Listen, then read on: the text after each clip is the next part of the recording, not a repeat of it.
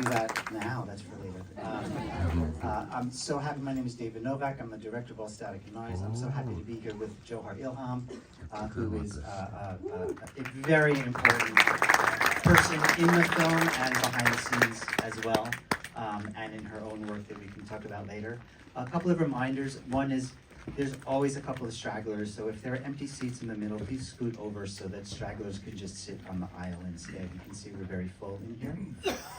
Number two, we will have a Q&A afterwards, so please do stay. It'll be myself and Johar and the wonderful editor Nancy Novack, who is upstairs right now, so I can say whatever I want, like how absolutely fabulous she is and how this film could not have come together without her. And what else do we need to say beforehand? Phones, please. Mute your phones. Airplane mode, turn them off, whatever. That would be terrific. And we hope that you are moved and have a lot to think about and a lot to ask about. I know you will be. Usually we say we hope you enjoy the show. This is not quite that kind of a show. But it's important that you are all here. And we deeply appreciate that you are. So we look forward to chatting with you afterwards. Thank you. And one last thing. Feel free to take photos of any scene that you found it impactful and post it later, but please turn off the flashlight so it doesn't ruin other people's experience. So yeah, if you can mute and turn off your flash right now before it starts, that'll be really helpful. Thank you. Thank you. Sua figlia Jewher Ilham ci concede l'onore di essere qui in sua rappresentanza e a lei cedo la parola. Prego.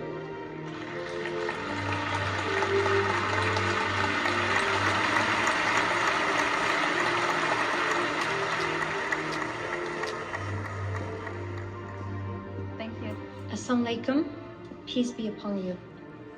I want to thank the European Parliament and all those who made it possible for my father to receive the Sakharov Prize for freedom of thought.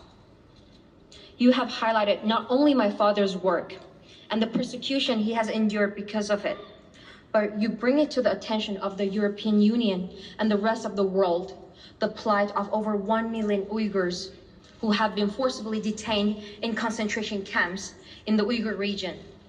Thank you, Rahmat. Today, there's no freedom for Uyghurs in China. You know this. Not at school, not in public, not even in private homes. The government has put 1 million, probably even more, into concentration camps, where Uyghurs are forced to give up their religion, language, and culture, where forced labor is widespread and people are tortured. Some have died. History repeats itself. It didn't end well before. It won't end well now. This is not about fighting China. This is about protecting human rights. While I don't know where my father is, I believe he's alive. I believe that his spirit is captured in the Sakharov Prize. Honor the father I know who moved his computer into my bedroom when I needed him. Now, the Uyghur people need you. Thank you very much.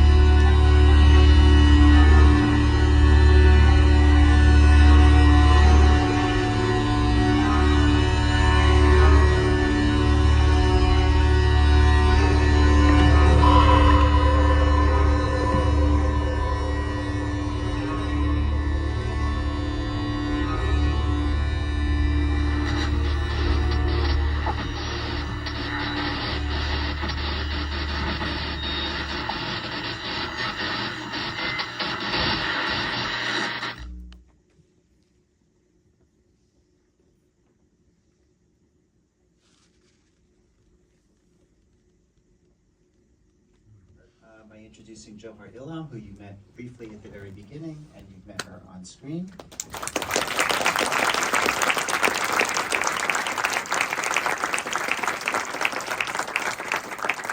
And our wonderful editor, Nancy Novack. Yes, we're related.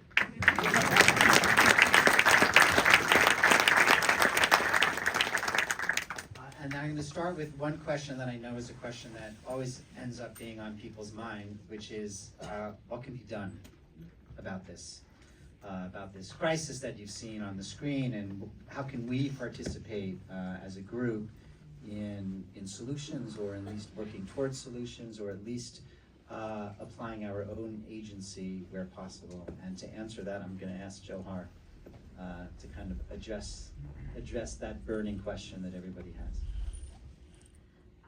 Yeah, we get asked this question very often, and I don't have the best answer to that.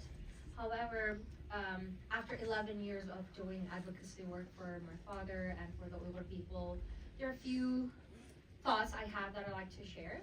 I always believe in order to solve a problem, you have to first identify the root issue. How did the Chinese government, how has the Chinese government been able to, continue such inhumane methods towards the Uyghur people for all these time? Because they were able to benefit from it. And how do we prevent the Chinese government from continuing, being benefited from such, human rights violations towards the Uyghur people, towards the Tibetan people, towards the Inner Mongolians and other ethnic groups? How do we do that? Well, first we have to cut from, we have to think, it's like treating it as a math problem. How do the Chinese government profit?